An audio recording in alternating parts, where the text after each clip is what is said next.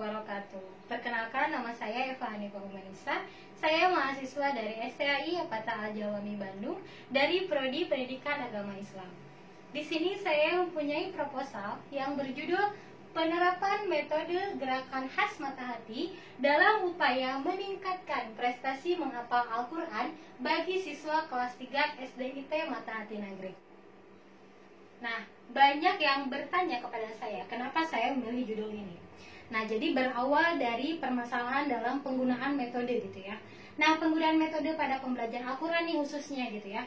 Maka di SDIT Mata Hati ini menerapkan metode yang efektif, mudah, cepat, dan menyenangkan bagi siswa-siswinya.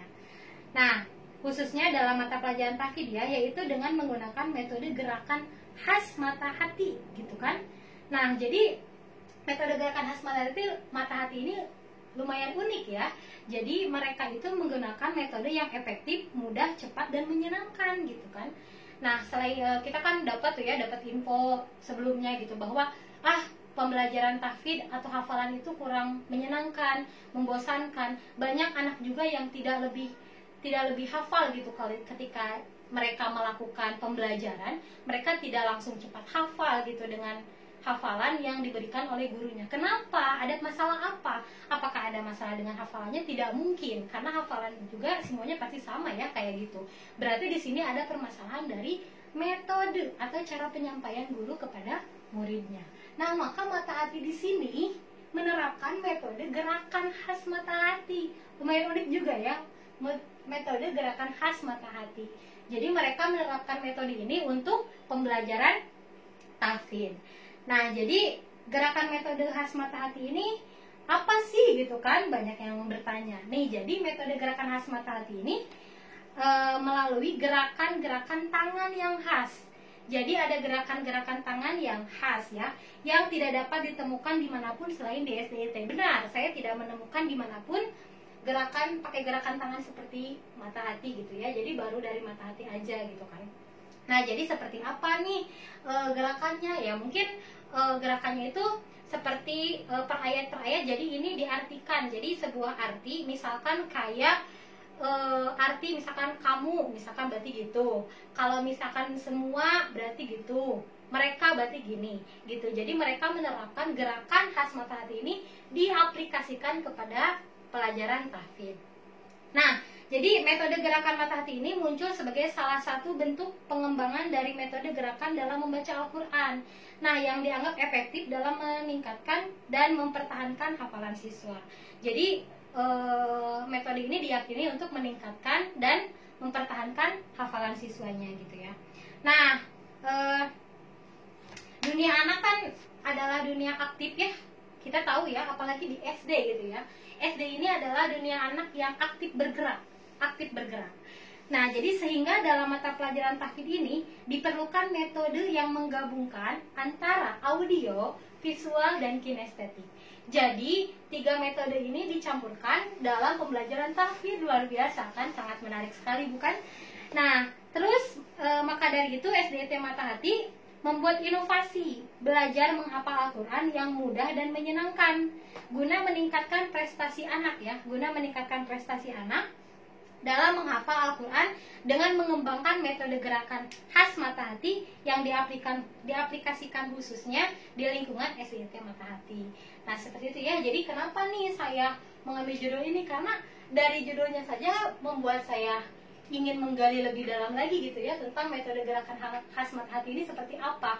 Unik. Jadi anak itu bisa selain mendengarkan audio, visual, mereka juga bisa kinestetik. Jadi itu apa ya? Bermain gitu, bermain sambil belajar. Mereka jadi tahu arti per ayatnya dengan menggunakan gerakan. Nah, sekarang kita masuk ke metode gerakan khas mata hati. Nih ya. Sebelumnya kita harus tahu dulu ya metode itu apa. Nih, metode adalah cara kerja yang bersistem untuk memudahkan melaksanakan suatu kegiatan guna mencapai tujuan yang ditentukan. Nah, sedangkan metode gerakan khas mata hati ini adalah cara menghafal Al-Quran ayat per ayat beserta arti bacaannya yang dikiaskan melalui gerakan-gerakan tangan yang khas yang tidak dapat ditemukan dimanapun selain di SDIT Mata Hati. Nah, yang lebih menekankan kepada efektivitas siswa dalam membaca, memahami, meningkatkan, dan mempertahankan hafalan Al-Qur'annya. Nah, terus prestasi menghafal. Nih, prestasi menghafal, prestasi dalam penelitian ini ya, digunakan untuk menilai kemampuan anak, yaitu sejauh mana nih penguasaan anak terhadap materi yang telah diberikan untuk mengetahui tingkat kecerdasan seseorang. Nah, kalau menghafal sendiri itu merupakan suatu proses. Proses apa? Proses belajar atau mempelajari sesuatu yang mencoba menyimpannya di ingatan. Itu hafalan ya. Nah, atau menghafal juga bisa diartikan sebagai usaha yang dilakukan oleh pikiran ya, agar selalu ingat pada materi pelajaran yang telah diterima. Tuh. Nah, terus ini di sini ada langkah-langkah penerapan metode gerakan khas mata hati. Nih di sini ada langkah-langkahnya juga ya. Nah, yang pertama, dalam setiap kelas terdapat 3 pembimbing tahfidz.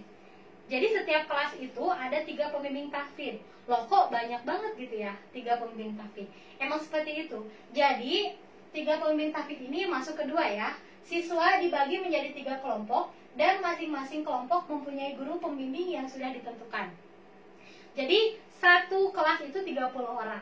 Jadi satu guru itu memegang 10 orang. Kenapa enggak satu guru aja untuk semua orang?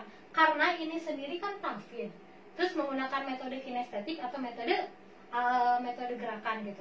Nanti kalau misalkan satu guru mengelola semua kelas, otomatis tidak akan terpegang semua gitu. Takutnya ada anak yang emang nggak paham banget jadi tertinggal gitu. Jadi makanya di sini dibagi 3 pembimbing dan kelompok juga dibagi 3 kelompok. Yang ketiga, guru pembimbing mengenalkan surat yang akan dibaca dan dihafalkan oleh siswa dengan menyampaikan nama surat, arti surat, dan jumlah ayat. Contohnya, jadi guru pembimbing ketika masuk, mereka itu klasikal dulu. Klasikal itu apa? Klasikal itu menyeluruh semuanya dulu. Jadi nggak langsung dibagi per kelompok, tetapi menyeluruh dulu.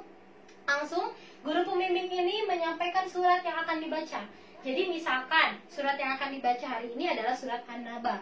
Jadi guru pembimbing menjelaskan bahwa anak-anak, hari ini kita belajar tentang surah An-Naba. Ada yang tahu surah An-Naba artinya apa? Nah, surat An-Naba artinya berita besar. Berita besar. Ada berapa jumlah ayatnya? Ya, jumlah ayat surat An-Naba ada 40 ayat. Seperti itu. Awal mula pembelajaran proses pembelajaran metode gerakan khas mata hati, khususnya pelajaran tahfidz ya. Nah, secara klasikal, guru membacakan satu ayat terlebih dahulu dan kemudian diulang-ulang bersama siswa antara 5 sampai 10 kali ulangan. Jadi satu ayat dulu, amma yatasaalun, semua bareng sampai 5 sampai 10 kali gitu ya.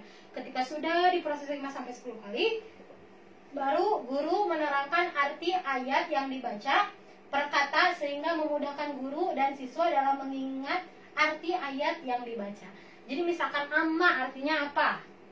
Misalkan saling bertanya, berarti gimana nih gerakannya gitu ya. Nah, setelah mengartikan per kata, guru memeragakan arti ayat yang dibaca sesuai dengan arti katanya dengan menggunakan gerakan-gerakan tangan untuk kemudian diikuti dan dimurojaah bersama siswa. Jadi contohnya amma, gini ya gerakannya, semuanya ngikutin gitu. Jadi harus diklasikalin dulu satu ayat, baru dijelasin arti per ayatnya, langsung dimasukkan gerakan metodenya. Nah, sekarang langkah-langkah penelitian, khususnya dalam penelitian proposal saya. Langkah-langkah penelitian ini melalui pendekatan penelitian kualitatif. Kualitatif ini kan adalah suatu pendekatan dalam melakukan penelitian yang berorientasi pada gejala-gejala yang sifatnya alamiah karena orientasinya demikian. Maka sifatnya naturalistik dan mendasar atau bersifat kealamiahan serta tidak bisa dilakukan di laboratorium melainkan harus terjun di lapangan. Oleh karena sebab itu, penelitian semacam ini disebut dengan field study gitu ya. Nah, metodenya apa sih yang saya gunakan? Metode di sini saya menggunakan model kualitatif deskriptif gitu ya. Nah, jenis penelitiannya apa? Jenis penelitiannya ini adalah bersifat kualitatif melalui pendekatan metode gerakan khas mata hati. Nah, di sini ini adalah tempat saya melakukan observasi mengenai metode gerakan ini ya. Nah, tempat dan lokasinya, penelitian ini dilakukan di SDIT Matahati ya, Nagreg, yang beralamatkan di Kampung Taman Mekar, RT 5 RW 15, Desa Citaman, Kecamatan Nagreg, Kabupaten Bandung, Jawa Barat. Nah, subjek penelitiannya, sampel penelitian ini adalah seluruh siswa kelas 3 SDIT Matahati, Kampung Taman Mekar, RT 5 RW 15, Desa Citaman, Kecamatan Nagreg, Kabupaten Bandung, Jawa Barat, gitu ya, dengan jumlah populasi sebanyak 10 siswa saja. Nah, objek penelitian ini ada dua, yaitu metode gerakan dan prestasi menghafal. Jadi objek penelitian yang menjadi variabel bebas atau independen variabel adalah X, yaitu metode gerakan khas Matahati, kemudian variabel terkait atau dependent variabel Y, yaitu prestasi menghafal Al-Quran bagi siswa kelas 3. Nah, penelitian ini dilaksanakan di SDIT Matahati Nagreg. Ya. Nah, mungkin cukup sekian yang bisa saya sampaikan. Mudah-mudahan ini bisa menjadi sebuah jawaban gitu ya untuk ujian proposal saya. Mudah-mudahan ujian saya bisa diterima dan bisa di-ACC. Terima kasih. Wassalamualaikum warahmatullahi wabarakatuh.